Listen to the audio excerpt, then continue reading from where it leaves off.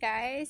So for today, I just wanted you to know about the verbs in Proverbs 19 verse 20.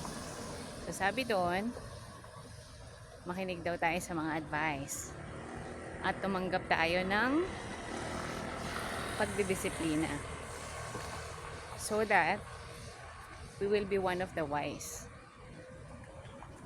Napakasimple lang nung napakasimple lang nung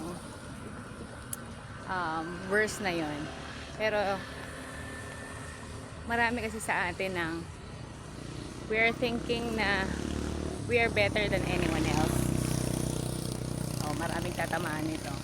Minsan, or dati, ganun din kasi ako. Pero, when we know more about Jesus, about our God, lahat tayo, hindi binigay sa atin ang lahat. And no one's perfect.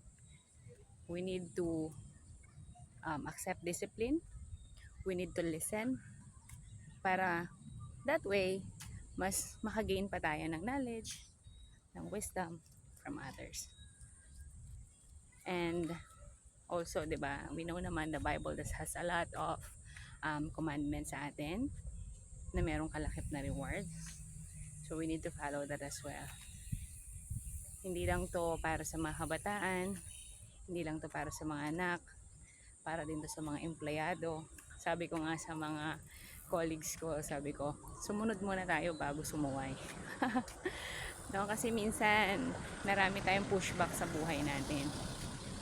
But just to let you know, to let us know na meron talagang paminsan na tao na mas nakakita kung ano yung nakabubuti sa atin. Number one dyan, magulang.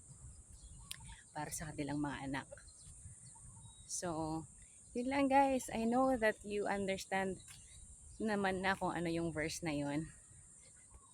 Shinare ko lang sa inyo to let you know that yung pagsunod at pakikinig ay nasa Bible din. Alright?